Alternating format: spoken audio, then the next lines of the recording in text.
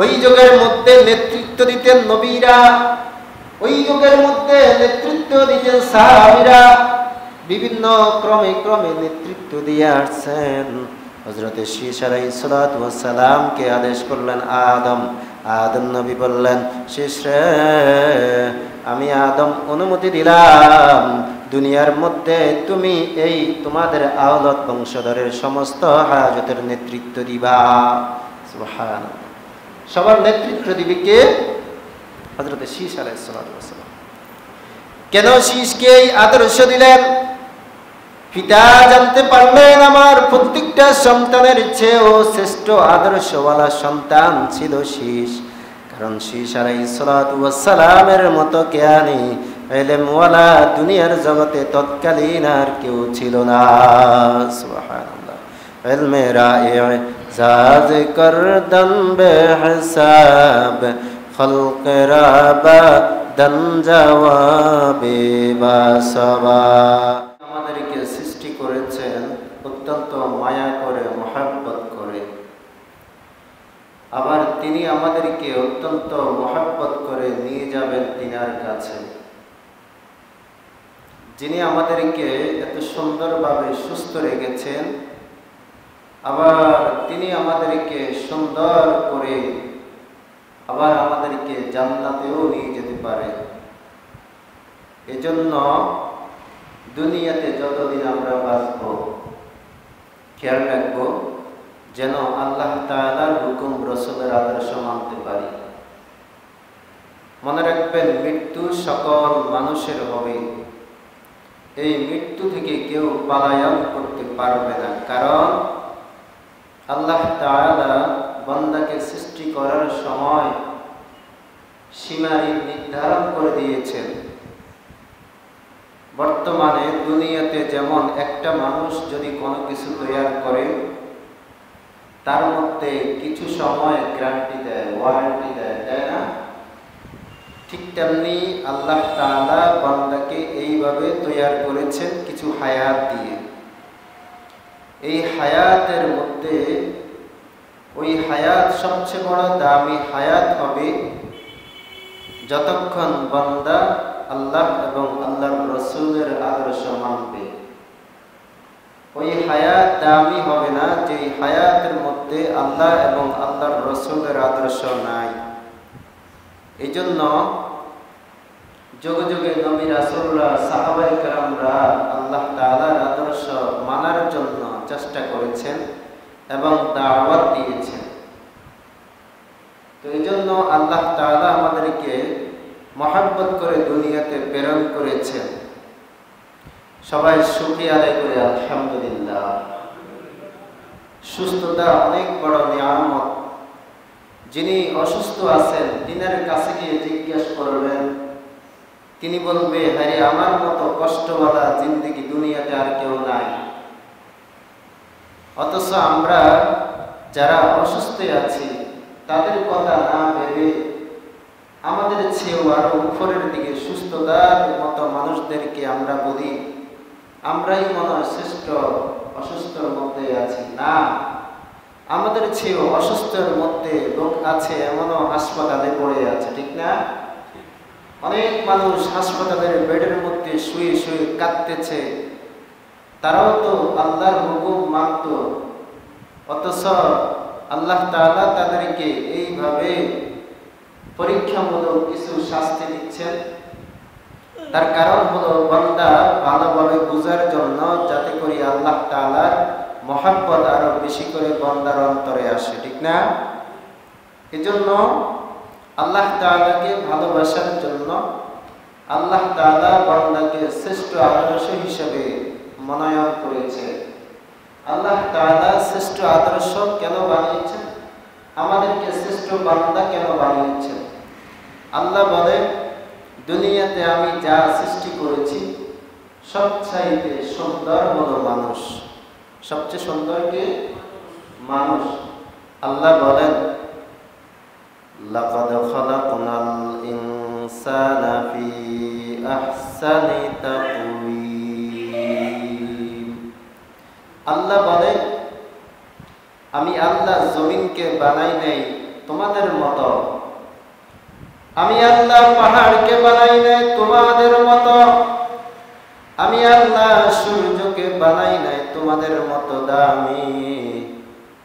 ও নবীর উম্মত, আমি আল্লাহ চন্দ্রকে বানাইয়া বলি নাই চন্দ্র দামি, আমি আল্লাহ পাহাড়কে বানাইয়া বলি নাই পাহাড় দামি, আমি আল্লাহ মানুষকে বানাইয়া বলেছি মানুষ সবচেয়ে বড় দামি।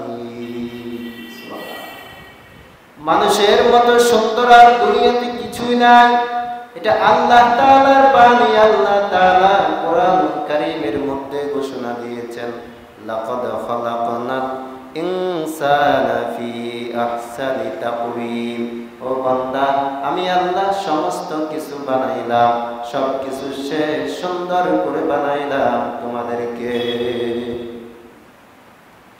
এই বান্দা আল্লাহর নিয়ামত পাওয়ার পর আল্লাহর নাফরমানি করে, যেই বান্দাকে আল্লাহ কত আদর করে বানাইলেন, যেই বান্দাকে আল্লাহ বানানোর পর কোন বান্দা দুনিয়ার জমিনের মধ্যে আল্লাহর নাফরমানি করবে, এটা আল্লাহ চান না।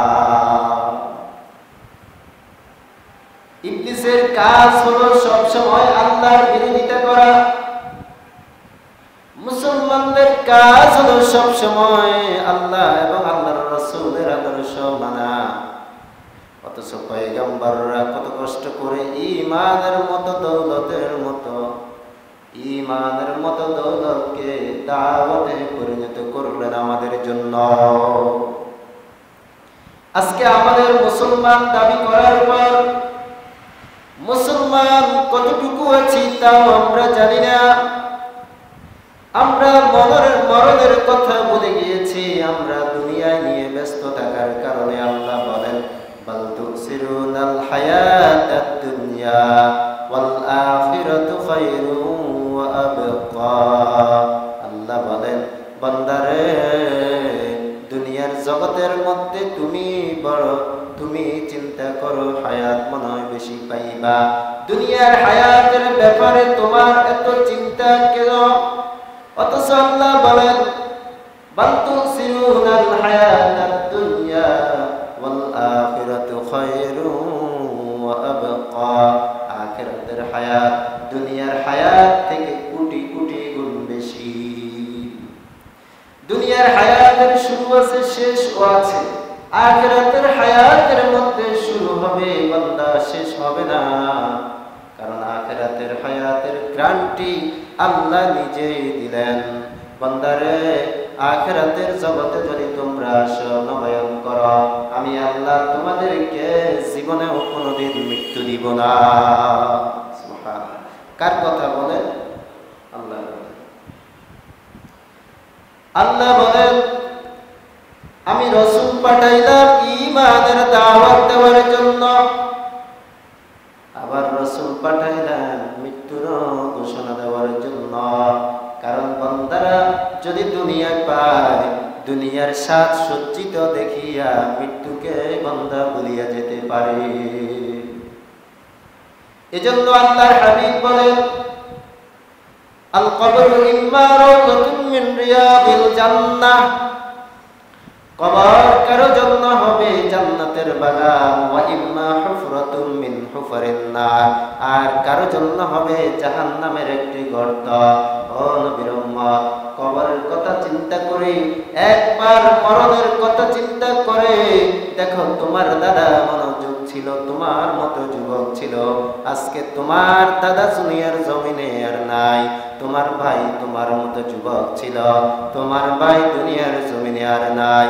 তোমার বন্ধু বান্ধব দুনিয়ার মতো অনেক হাই হুতাশ করিয়া দুনিয়াকে প্রাধান্য দিয়ে চলে গেল আখিরাতের জগতে। ও নবীর উম্মত, তুমি কি একবার চিন্তা করলা না তোমার হায়াতের জিন্দেগি ফুরিয়ে আসছে?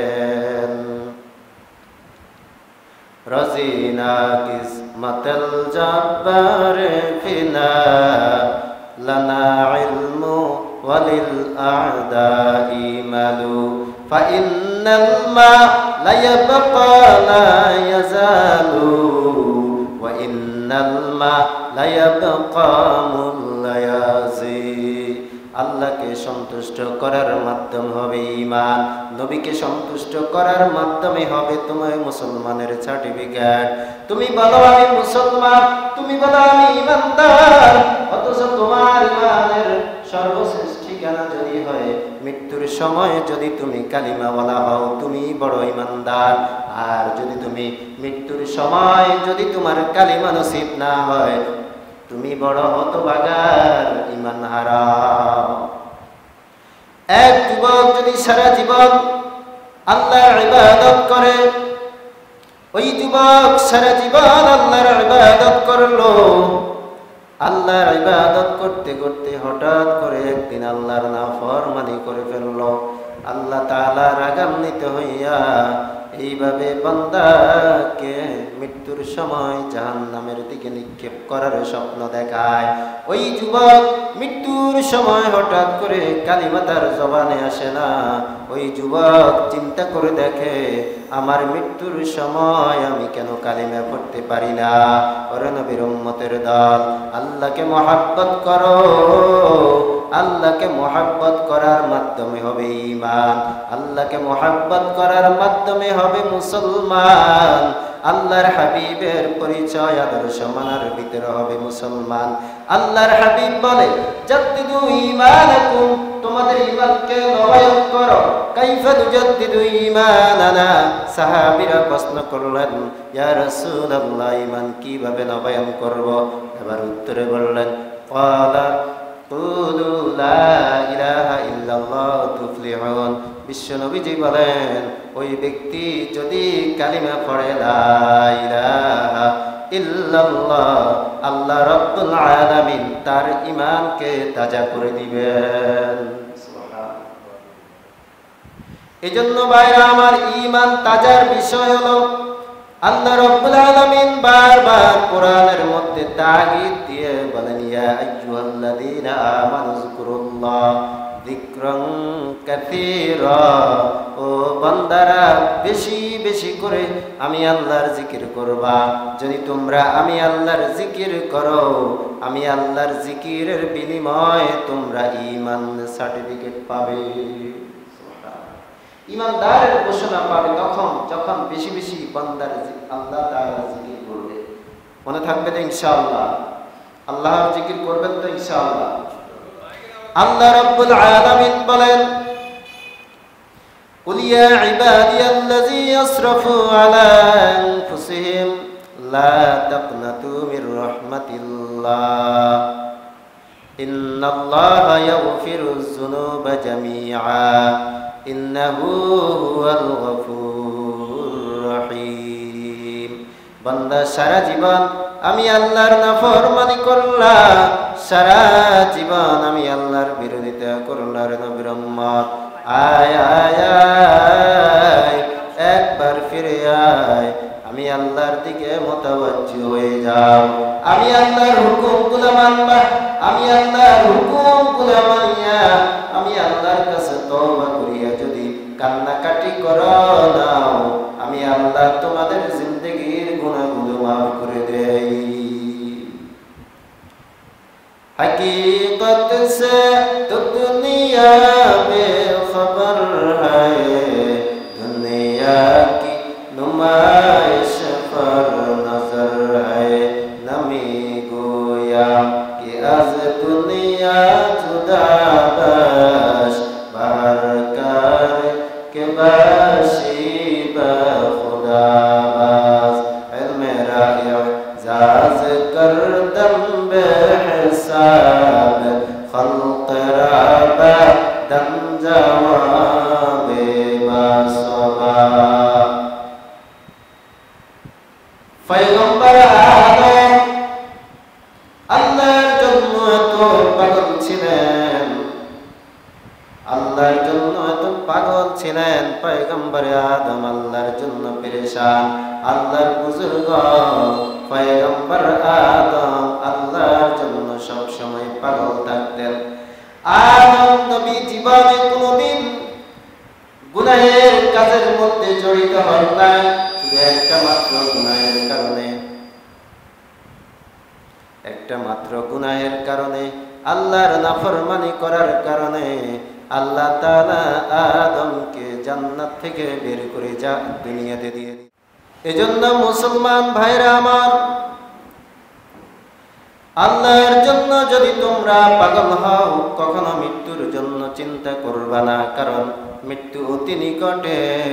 আল্লাহ তাআলা দুনিয়াকে বানানোর পর আল্লাহ তাআলা বলেন, দুনিয়ায় বানাইছি, দুনিয়ার হায়াত অতি নিকট। আল্লাহ আখিরাত বানায়, আখিরাতের হায়াতের মধ্যে দুনিয়ার হায়াতকে মিশ্রিত করেন নাই।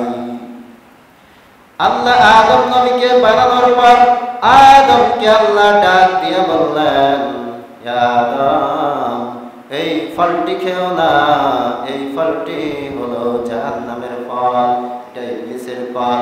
অথচ আদম নবীর মৃত্যুর সময় এমন এক সময় আসলো, ও যুবক, আদম নবীর মৃত্যু যখন 1000 বছর সময় অতিবাহিত হয়, 1000 বছর আগে 1000 বছর অতিবাহিত হওয়ার পর আদম নবী আস্তে আস্তে মৃত্যুর কথা স্মরণ করে পেরেশান হয়ে যায়। তার সন্তানকে ডাক দিল, সন্তান, আমার আদরের সন্তান শীশ আলাইহিস সালাতু ওয়াস সালাম, আসো।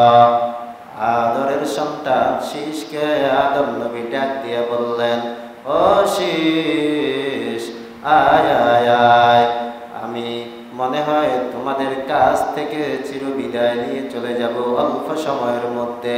হযরত আদম নবী চিন্তা করে পেরেশান হয়ে যায়, এই জন্য আবার বলে, আমার মনে হয় আমার ওই সময়ের কথা চিন্তা বেশি মনে পড়ে। হযরত শীশ আলাইহিস সালাম বললেন, ও আমার বাবা, কিসের কথা মনে পড়ে আপনার?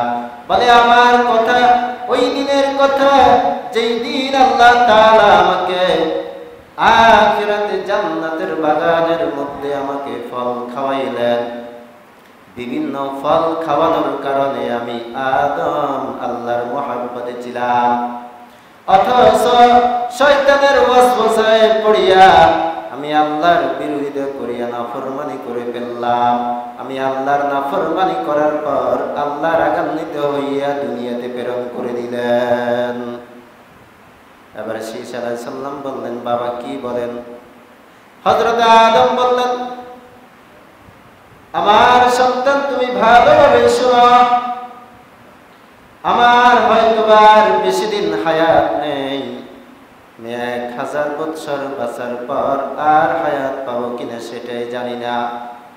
এবার হযরত আদম চিন্তা করে আর বলে, ও আমার সন্তান, সকলকে জানিয়ে দাও, সবাই যেন একবার আল্লাহর কাছে দোয়া করে আর যেন আমার ফল ফুলাদির জন্য চেষ্টা করে।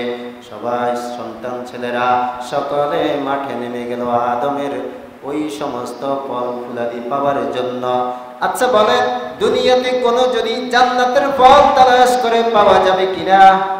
পাওয়া যাবে না, কারণ দুনিয়ায় হলো ক্ষণস্থায়ী আর আখিরাত হলো চিরস্থায়ী। হযরতে আদম এইভাবে সন্তানকে ডাক দিয়া বলে, সন্তান রে, আমি আদম বানাই না, আমাকে আল্লাহ বানাইছে আল্লাহর ইবাদত করার জন্য। ওই সন্তান আমাকে আল্লাহ বানাইছে আল্লাহর মুহাব্বতের তাগিদ বুঝানোর জন্য। আমি আল্লাহর সন্তুষ্টর কাজ করতে করতে হঠাৎ করে একদিন আল্লাহর নাফরমানি করলাম। এজন্য আমার চিন্তা হয়, আল্লাহ জানি আমাকে জান্নাত দিবে কিনা। এবার হঠাৎ করে শীশ আলাইহিস সালাতু ওয়াস সালাম, আদমের সন্তান, চিন্তায় পড়ে পড়ে আস্তে আস্তে রওনা দিলেন বাড়ি থেকে। পথের মধ্যে রওনা দেয়, বাইরেও সকলে চলে যায় বিভিন্ন ফলের জন্য। কেউ ফিরে আসলো না। হঠাৎ করে একদিন হযরতে আদম আলাইহিস সালাতু ওয়াস সালাম চোখের পানিগুলো ঝরঝর হয়ে পড়তেছে। হযরতে শীশ আলাইহিস সালাতু ওয়াস সালাম বলে, বাবা কেন কাঁদেন, একবার বলবেন কিনা? আবার আদম বলে, ও আমার সন্তান, যাও একবার আল্লাহর কাছে আমার জন্য দোয়া করবা, আল্লাহ যেন আমার মৃত্যুর আগে একবার হলেও জান্নাতের ফলগুলো দিয়ে দেয়। এবার আদম নবীকে শীষ আলাইহিস সালাম প্রশ্ন করলেন, ও আমার পিতা, আপনি আল্লাহর বুজুর্গ, আল্লাহর ওলি, আল্লাহ আপনাকে মহব্বত করে, আপনি আল্লাহর কাছে দোয়া করলেও দোয়া কবুল হবে? হযরত আদম বলে, না না, আমি এই গুনার বোঝা মাথায় নিয়ে আল্লাহর দরবারে দোয়া করতে পারবো না। আমি যদি দোয়া করি আমার দোয়া হয়তো কবুল হতে পারে, নাও হতে পারে। তুমি শীষ আলাইহিস সালাতু ওয়াস সালাম, তুমি আল্লাহর নাফরমানি করো নাই, তুমি গুনাহগার না, তুমি মাসুম। তুমি আল্লাহর দরবারে দোয়া করলে আল্লাহ তাআলা তোমার দোয়া ফিরাইবেন না। হঠাৎ করে হযরত আদম সন্তানকে উপদেশ দেয়, ও সন্তান, একটি পাহাড়ের মধ্যে উপরস্থলে বসবাস করে তুমি ওই জায়গার মধ্যে দোয়া করবা, আল্লাহ তাআলা ওই জায়গার দোয়াগুলো সবচেয়ে বড় কবুল করেন। এবার শীষ আলাইহিস সালাতু ওয়াস সালাম পাহাড়ের উপর গিয়ে এইভাবে আল্লাহর কাছে দোয়া করা আরম্ভ করলেন। হঠাৎ করে আল্লাহ রাব্বুল আলামিন জিবরাইলকে ডাক দিয়া বললেন, ও জিবরাইল, যাও জান্নাতের মধ্যে চলে যাও, জান্নাতের মধ্যে গিয়ে দেখো সর্বশ্রেষ্ঠ সুন্দরী হুর কে আছে, ডাক দাও। তাকে নিয়ে সামনে এসে তার মাথার উপরে একটা স্বর্ণের তরী আটকাইয়া দিবা। ওই স্বর্ণের তরীর মধ্যে এমন কিছু ফল দিবা যেই ফলের কারণে আমার কথা দুনিয়াবাসী জীবনেও বলতে না পারে। ওই ফলগুলো নিয়ে জান্নাতের হুর দুনিয়ার মধ্যে আগমন করে। এবার জান্নাতের হুর যখন দুনিয়ার মধ্যে আসে, ওই দুনিয়াবাসী হযরতে আদম দেখে অবাক হয়ে যায়। হযরতে আদম দেখে চিন্তায় মগ্ন হয়ে গেলেন। শীষের দোয়া আল্লাহ তাআলা কবুল করে ফেললেন। দেখেন যে আরেকটা নারী আসলো, হুর, জান্নাতের হুরকে দেখে আল্লাহর দরবারে শুকরিয়া আদায় করলেন। এবার হযরতে জিবরাইল বললেন, ইয়া আদম, এই মুহূর্তে আপনি সকল দুনিয়াবাসীদের জন্য আল্লাহ রাব্বুল আলামিন জোড়ায় জোড়ায় বান্দা বান্দি সৃষ্টি করেছেন, অথচ হযরতে শীষ নবীর আমলে শীষ আলাইহিস সালাতু ওয়াস সালামকে আল্লাহ দুনিয়ার জগতে জোড়াইতে পারেন নাই। হযরতে শীষকে একা একা সৃষ্টি করলেন।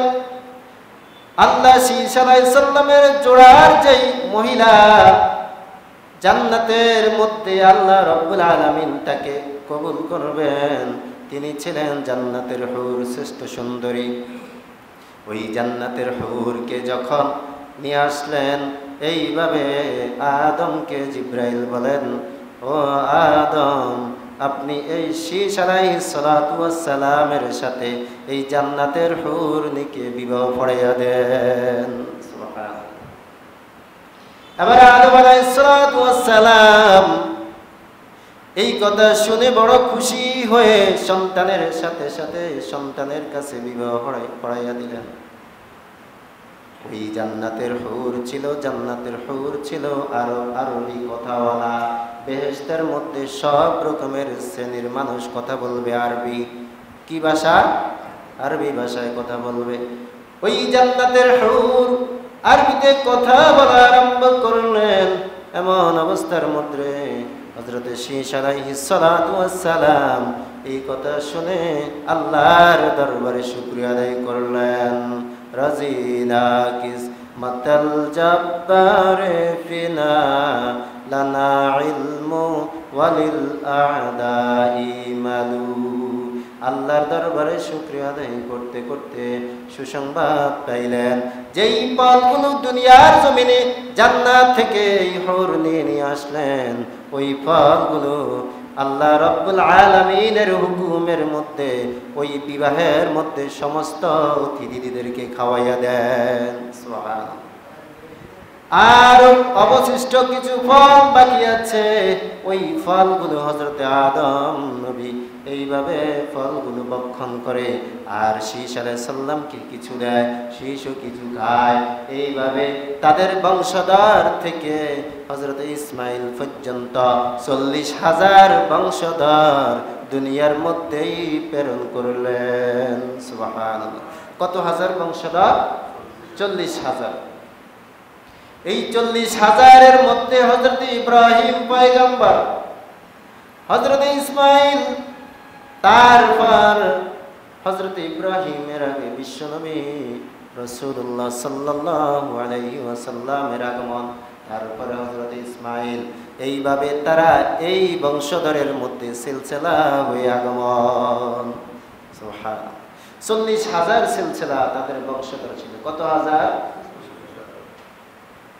আমার বন্ধুগণ, এইভাবে যদি তাদের বংশধর গুলা আবির্ভাব ঘটে জান্নাতের হুরনি থেকে, হযরত শীশ আলাইহিস সালাম থেকে তাদের বংশধরের আবির্ভাব শুরু হয়। শীশ আলাইহিস সালামের বিবি আরবি ভাষায় কথা বলতে বলতে মানুষকে শিক্ষা দেয়, আর তিনি দাওয়াত দিয়ে আরবি ভাষায় কথাগুলো বুঝিয়ে বুঝিয়ে সুন্দরভাবে মানুষদেরকে ইসলামের দাওয়াতের দিকে আনে। এজন্য ভাইরা আমার, এরপর কিছুদিন যাওয়ার পর পিতা হযরত আদম আলাইহিস সালাম শীশকে আদেশ করলেন, আমার সন্তান, প্রত্যেকটা সন্তানদেরকে একত্রিত করো, আর প্রত্যেকটা সন্তান যদি একত্রিত হয় আমি পিতা হিসাবে কিছু সামান্য নসিহত আছে। এবার শীশ আলাইহিস সালাম তার সমস্ত ভাইদেরকে খুঁজে খুঁজে বের করে আস্তে আস্তে সামনের দিকে নিয়ে আসলেন। আমার বন্ধুগণ, এইভাবে শীশ আলাইহিস সালাম সামনে বসে এইভাবে কাতারবন্দি হয়ে বসে। হযরত আদম ডাক দিয়া বললেন, ও আমার সন্তানরা শুনো, এই শীশ আলাইহিস সালাম সবচেয়ে বড় এই যুগের মধ্যে মেধাবী, এই যুগের মধ্যে সবচেয়ে বড় ইলমওয়ালা আলেম। আমি শীশকে এইভাবে দায়িত্ব দিয়ে যাচ্ছিলাম, দুনিয়ার জগতের মধ্যে তোমাদের মধ্যে যদি কোনো ফাসাদ হয়, যদি কোনো সমস্যায় পড়ো, তোমাদের ভাইদের মধ্যে যুক্তি করে শীশের মতো কাজগুলো করে নিবা, শীশের পরামর্শে কাজ করবা। ওই যুগের মধ্যে নেতৃত্ব দিতেন নবীরা, ওই যুগের মধ্যে নেতৃত্ব দিতেন সাহাবীরা, বিভিন্ন ক্রমে ক্রমে নেতৃত্ব দিয়ে আসছেন। হযরত শীশ আলাইহিস সালামকে আদেশ করলেন আদম। আদম নবী বললেন, শীশ রে, আমি আদম অনুমতি দিলাম দুনিয়ার মধ্যে তুমি এই তোমাদের আওলাদ বংশধরের সমস্ত হাজতের নেতৃত্ব দিবা। সুবহানাল্লাহ। সবার নেতৃত্ব দিবে কে? হযরত শীশ আলাইহিস সালাম। কেন শীশকে এই আদর্শ দিলেন? পিতা জানতে পারলেন আমার প্রত্যেকটা সন্তানের চেয়েও শ্রেষ্ঠ আদর্শওয়ালা সন্তান ছিল শীশ, কারণ শীশ আলাইহিস সালামের মতো জ্ঞানী ইলমওয়ালা দুনিয়ার জগতে তৎকালীন আর কেউ ছিল না। সুবহানাল্লাহ। ইলমে রায়ে জাজ করদন বেহিসাব, খলক রাবা দন জওয়াবে বাসবা। ইলমের এত দাম, ইলম শিক্ষার কারণে কিছু মানুষ আল্লাহর ওলি হয়ে যায়, আর কিছু মানুষ ইলম না শিখার কারণে আল্লাহর আদালত থেকে বঞ্চিত হয়ে যায়। ও নবীর উম্মতের দল, আমার কথা হচ্ছে কিছু মানুষ নবীর আদর্শ মানে, কিছু মানে না, অর্ধেক মানে অর্ধেক মানে না। নবী আমার ডাক দিয়া বললেন, মান আহাব্বা সুন্নতি ফাকাদ আহাব্বানি ওয়া মান আহাব্বানি কানা মাই ফিল জান্নাহ। আল্লাহর হাবিব বলেন, যেই ব্যক্তি আমার সুন্নত পরিপূর্ণ মানবে, যেই ব্যক্তি আমি রাসূলের আদর্শ মানবে, ওই ব্যক্তি আমি রাসূলের সাথে জান্নাতে প্রবেশ করবে। কার সাথে জান্নাতে যাবে বলেন? আরো জোরে জোরে বলেন, কার সাথে যাবে? নবীর সাথে জান্নাতে যেতে চান তো সবাই। নবী আমার ডাক দিয়া বললেন, তারাকতু ফীকুম আমরাইন লান তাদিল্লু মা তামাসসাকতুম বিহিমা কিতাবাল্লাহি ওয়া সুন্নাত রাসূলি। উম্মতেরা রে, আমি হাবিব তোমাদেরকে দুটি আদর্শ দাওয়াত দিয়ে যাচ্ছি। এক নম্বর আদর্শের নাম হলো কোরআন, দুই নম্বর আদর্শের নাম হলো কিতাব। আমি রাসূলের আদর্শ যদি তোমরা মানো আর যদি কোরআনকে তোমরা শক্ত করে ধরো, আমি রাসূল ওয়াদা করলাম তোমরা আমি রাসূলের সাথে জান্নাতি হইবা। দুটি জিনিসকে মানতে হবে। কটি জিনিস? একদল বের হলো কোরআন মানি, রাসূলের আদর্শ মানি না, আছে না নাই? এই দলটাই হলো গুমরাহ, পথভ্রষ্টতা। আরেক দল বলে আমি রাসূলের আদর্শ মানি, কোরআন মানি না। ওই দলটাই হলো সর্বশ্রেষ্ঠ গুমরাহ। কারণ আল্লাহর হাবিব বলেন দুটোটাই হচ্ছে আল্লাহর হাবিবের আদর্শ, আল্লাহর হুকুমের পরিচয়। দুটোটাই লাগবে। কটা লাগবে? আমি একটা মানলাম আরেকটা মানলাম না, এটার নাম জিন্দেগি না। জিন্দেগির এত দাম, যেই জিন্দেগির কারণে আমরা দামি হতে পারবো সেই জিন্দেগি হলো আল কোরআন। আর যেই আদর্শের মধ্যে আমরা দামি হতে পারবো সেই আদর্শ হলো নবীর সুন্নাত। সে আদর্শ কি? নবীর সুন্নাত। আজকে না যুবক, নবীর সুন্নাত তোমাদের অন্তরে আসে না। আজকে যুবক, তোমাদের অন্তরে নবীর মহব্বত নাই। নবীর মহব্বত না থাকার কারণে তোমরা আল্লাহর আসামি হয়ে দাঁড়িয়ে রয়েছ। মৃত্যু অনিবার্য, মনে রাখবেন, মৃত্যু আসবেই। এমন বাইরে আছে আজকে হয়তো যুবক 40, 45, 50 বছর, তারা চিন্তা করে আমরা তো এখনো বৃদ্ধ হই নাই, আমরা তো বৃদ্ধ হওয়ার পর হয়তো বা আমাদের হায়াত শেষ হয়ে যাবে। আর যুবক, না না না, তোমার মতো ছোট ছোট বাচ্চারা দুনিয়ার জগৎ থেকে চলে গিয়েছে। আজকে তোমরা চিন্তা করো আবার কদিন বাঁচবা, এটাই হলো ভুল। কারণ তুমি চিন্তা করবা, এই চিন্তাই হলো বাস্তবতা। তুমি চিন্তা করবা আমি হয়তো বা একটু পরে মৃত্যুবরণ করব। মৃত্যুর জন্য প্রস্তুতি নাও। যদি তোমরা মৃত্যুকে যদি সুন্দর করে আজর সামনে নিয়ে আসতে পারো, মৃত্যু তোমাদের জন্য সুসংবাদ হয়ে দাঁড়াইবে। আর যদি তোমরা মৃত্যুকে দূরে সরাইয়া দাও, মৃত্যু মনে রাখবা তোমাদের সামনে মৃত্যু আছে। আমরা অনেকে মনে করি আমাদের মৃত্যু নাই, আমাদের মৃত্যু হবে অনেক 10 বছর পর, 20 বছর পর, 50 বছর পর আমাদের মৃত্যু হবে। নবীর উম্মত যারা 50 বছরের হায়াতের আশা করো, তাদেরকে আমি বলে দেই তোমার 5 সেকেন্ডের গ্যারান্টি আল্লাহ নিজে রাখেন নাই। কারণ কি জানেননি? 5 সেকেন্ডও বাঁচবা এটার কোনো গ্যারান্টি আল্লাহ দিবেন না। কারণ আল্লাহ জানে বান্দার হায়াত আল্লাহ যেই পর্যন্ত নির্ধারণ করেছেন সেই হায়াত পূর্ণ হওয়ার পর বান্দাকে আল্লাহর কাছে ফিরে যেতে হবে। আমার কথা বুঝে আসছেনি? এই জন্য বাইরে আমার মৃত্যুর আগে সবসময় নিজেকে গুছিয়ে নেওয়া। এই পর্যন্ত 50, 60 বছর, 70 বছরের জিন্দেগি আপনি পার করে দিলেন, নিজেকে কখনো গুছাইতে পারলেন না। ও যুবক, তোমার মতো যুবক আল্লাহর জন্য পাগল হয়ে যায়, তোমার মতো যুবক নবীর জন্য পাগল হয়ে যায়, তোমার মতো যুবক কত আল্লাহর আশিক হয়ে যায়। তুমি কেন পারলা না? চিন্তা করে দেখো, তুমি নবীর আশিক হতে পারলা না। কারণ তোমাকে শয়তান আবদ্ধ করে ফেলেছে, এমন ভাবে আবদ্ধ করলো যে শয়তানের কারণে তুমি আল্লাহ এবং আল্লাহর রাসূলের আদর্শ ভুলে গেলা। আমার কথা বুঝে আসছেনি? আমার বন্ধুগণ, এজন্য আল্লাহর কাছে সব সময় কান্নাকাটি করবা। আল্লাহ বলেন কুলিয়া ইবাদিয়াল্লাযী আসরাফু আলা আনফুসিহিম লা তাকনাতু মির রাহমাতিল্লাহ ইন্নাল্লাহা ইয়াগফিরুয যুনুবা জামিআ ইন্নাহু হুয়াল গফুরুর রহিম। আল্লাহ বলে বান্দা যত নাফরমানি করো দুনিয়ার জগতের মধ্যে, সারা জীবন আমি আল্লাহর বিরোধিতা করেছ, সারা জীবন আমি রাসূলের আদর্শের বিরোধিতা করেছ, আজকে যদি তুমি তওবা করে ফিরে আসো, আল্লাহ তাআলা তোমার তওবা কবুল করে নেয়। আমার কথা বুঝে আসছে নি? তওবা কবুল করবেন কে বলেন? আল্লাহ তাআলার কাছে তওবা করবেন বারবার। আল্লাহর কাছে তওবা করলে মনে রাখবেন মৃত্যুর শেষ নিঃশ্বাসের আগ পর্যন্ত তওবার দরজা খোলা থাকবে। আমার কথা বুঝে আসছে তো? এজন্য সকলে তওবা করে আল্লাহর কাছে ফিরে আসবেন। মনে থাকবে তো ইনশাআল্লাহ?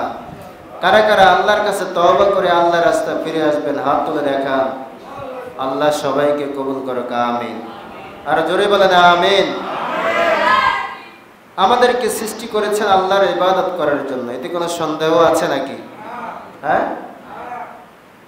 এজন্য নামাজ ধরতে হবে মুসলমান, নামাজ পড়তে হবে, তাহলে আল্লাহর হুকুম আপনাকে সশুদ্ধ করার মতো একটা রাস্তা বের হয়ে যাবে। আল্লাহ তাআলা আমাদেরকে পরিপূর্ণতার সহিত আল্লাহর হুকুম, রাসূলের আদর্শ মেনে চলার তৌফিক দান করুক, আমিন। ওয়া মা তৌফিক ইল্লা বিল্লাহ। আসসালামু আলাইকুম ওয়া রাহমাতুল্লাহ।